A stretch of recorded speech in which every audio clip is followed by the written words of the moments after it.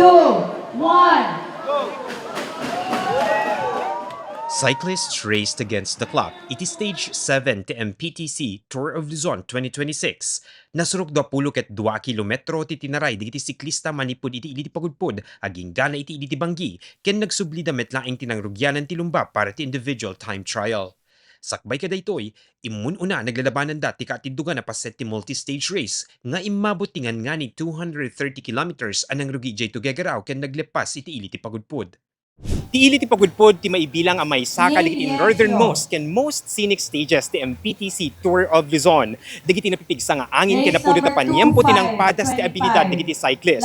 Saan laing daytoy ang may sa alumba, ngem ket di laban pa iti endurance, strength ken stamina. Malaking bagay kasi sobrang init eh. Sa init kasi, tulad ng mga siklista, wala naman silang parang proteksyon. Kaya kailangan nila magbuhos, mag-inom para hindi ma-dehydrate. Then sa hangin, pagdating sa hangin at nandun ka sa talagang nagbabike, malaking hirap ang hangin pagka lalo't ikaw yung nasa harap. Kasi malaking kumbaga, nababawasan yung speed na ginagawa nila eh. Iti kamaudyanan, nangatiw ni Nikita Shulchenko iti LCW UAE Cycle ti Stage 7. Nailepas na iti lumba ti uneg laeng ti 30 minutes and 6 seconds. Timet Stage 8 ti mapasama kinto no May 7, 2026 amang rugi metlaeng iti ili ti pagudpod ken naglepas iti ili ti paway. Kabayatan na dakkelabanag para iti ili ti pagudpod ti pannakaangay ti maysaka iti stages ti ili da. Patsyenda makatulong daytoy iti benneg ti turismo.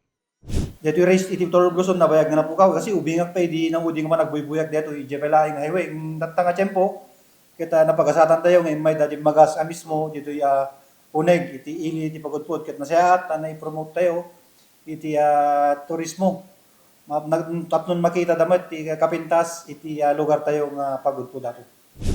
Kunapay ti Vice Mayor, agaputa karaman ti ilida digiti dimalanan diti siklista, namnamaen na nga addapay ang maengganyo digiti umili kang ronaan nan digiti agtutubo arugyanan ti panagbisikleta. Kita digiti siklista tayo ti ili tayo pagudpod di kalman, nagibig picture damit ka digiti idol da nga siklista iso nga sapay ko ta apo nga mahilig iti bike diti ili tayo ket tuladen nyo digiti idol yo nga makikon-contest iti panggap iti racing. Maragsakan met ti bakasyonista ni Manang Baby ang napili iti ili ang nakainakan na kas may saka iti stages ti Tour of Luzon. Numan sa ni Suna asigod a panatiko ti cycling, kunana anay ayo kay nag-enjoy isuna, gaputan ni matangan na ti personal ti masubsubaybayan alumba. I'm very proud. Very, very proud. Sapay ko mata maulit-ulit every year, yeah. Or every time nga agpa-dagtor da.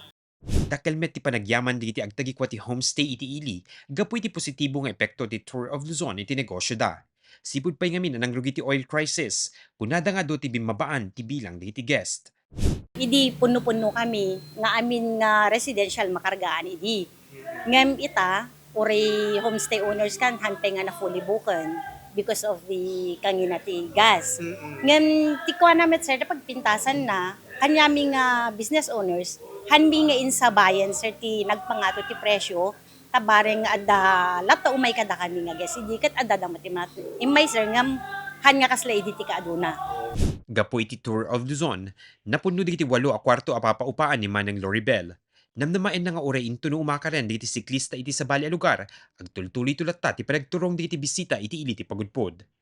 Ni Tour of Luzon bareng makatulong mat kada kami nga mangi-promote ti turismo iti pagudpod ta syempre kadeti umay da sir na duma-duma nga ili ti naggapgapuan da ket bareng maiwaras da mat kadigiti gagayem da kakabagyan da family da tatno kwa pabalinan ko met may pumasya ket nakita da met ti pintas ti pagudpod. Mark Magdirila, Balitang Solid North.